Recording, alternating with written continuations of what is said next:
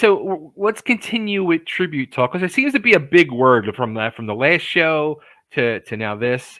Now there is I don't know if you want to call this a tribute. I don't know if you want to call it a reunion. It's kind of being called a celebration, but Pantera is getting back together.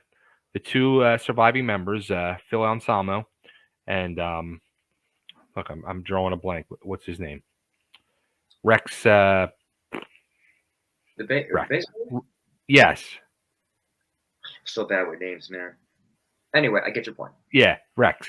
So Rex and Phil are back together, and they're doing a celebration of Pantera, and they've got two new members to take. Well, you can't really take their place, but to fill the spot here on Earth, we'll say, of Dimebag Darrell and the late great Vinnie Paul.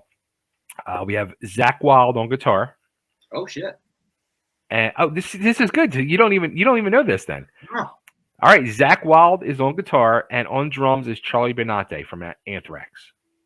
Oh shit! For anybody that watches this knows, I don't watch nothing. And I just sit back and wait for you to hit me with stuff. That's great. But see, once again, man, there's the original singer, who's a big part of the creation of that band. Mm-hmm. That makes sense to me because you have the singer, and remember, I'm a big deal. I'm a stickler for that shit. If the original voice isn't there, it's not the band. So if Phil Anselmo, who's a fucking global badass, right? That's awesome. I would go see that. I would too. But, the idea of celebrating angry music is weird. You know what I mean? You go see the reunion. Okay, great. We're gonna celebrate Pantera music. It's angry. Were you a Pantera fan? Yeah. Funny. Here's my Pantera story. I was dating a girl. Her name's Janet, and her A&R guy was a guy named Mark Ross. He's Steve Ross's son, who were Warner Brothers. Okay. And he tells her he's got this great band he just signed called Pantera. Right? And I'm like, can't be that good. Whatever. Cool back then. I was like, whatever, Pantera, Schmero. I heard amazing things about it. He was like, man, this is a great band. He was sold on them. And they came to play New York, place, a club on the West Side. I think it was called the Vault or something. Anyway, it was a great gig with a lot of the Hells Angels were there, a lot of that real, downtown crowd. And they threw my fucking doors. And then Spread Eagle, the band that I have, we had done something called the Concrete Foundations Forum in LA. Yeah. Okay. It was heavy metal central. Everybody was in a band. It was, went to that place. And we played the room, and Pantera played right after us. So, Spread was pretty aggressive when we came out. We were like slinging some noise. And Pantera played after us. And once again, Blue Doors, man. Blue Doors. Wow. But I'd heard about them a little bit before. I'd heard about it. I'd seen them once in New York, and I got to see them in LA. That's awesome. He just toured. And Dimebag Darrell said to me, coolest thing ever, man. We're at a place called the Pit Stop. And he said to me, you got a good set of pipes, bro. I was like, yeah, Thank you, bro. That was because he was just cool. Yeah. That was just a really cool. In the same way that Lane was cool, Mouse. They were just really cool dudes. You could sit with them, talk to them, talk shit, talk jokes. It was like just like you knew them for years. You know what I mean? So back to what you're saying, I think it's cool that Phil Anselmo was doing that. Yeah, I think, like, without a doubt, it had to be Zach Wild. There could be nobody else in that spot. It's a weird.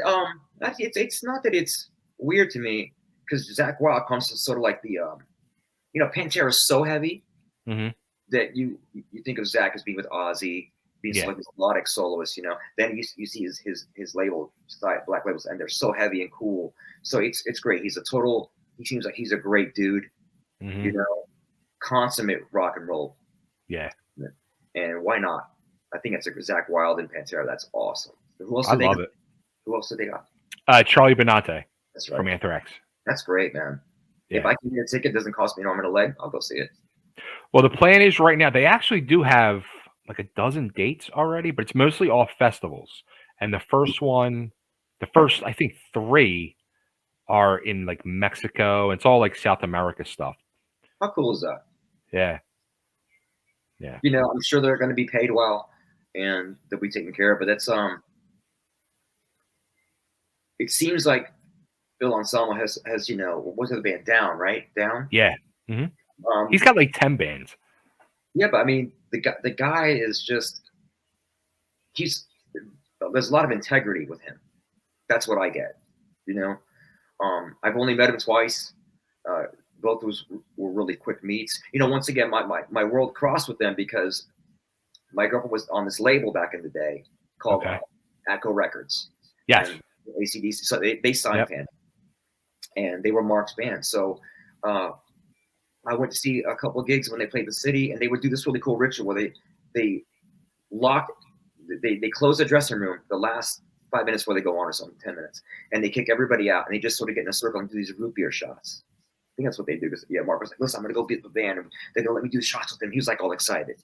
You know what I mean? Just an A&R guy so excited about his band. That was incredible, man. So, they were like, everybody's cool and partying and talking. Hey, man, nice to meet you. And then doors close, and they're doing their thing. You can hear them inside getting all rowdy. Nice. Just the energy that they built up. And I remember when they opened for Skid Row. I was going to say, I saw them on that tour. That was like 91, 92, around there. Because I remember that Phil would say, I want to thank Skid Row for having the balls to take Pantera. Yeah. These great guys. I was like, oh, he's cool, man.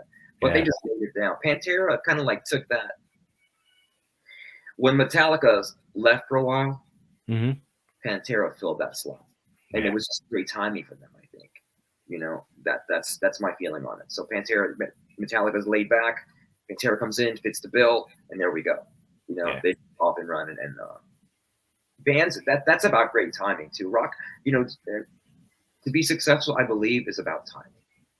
Luck. I agree. The right band at the right time, and they were at the right time. So Pantera, I got a place in my heart for Pantera. Now, what would have happened if Spread Eagle got that slot instead of Pantera? We'd probably have better microphones right now, you and I. My hot tub talking to you, chick studio or something. My hot tub in it, and we would just be doing it like that.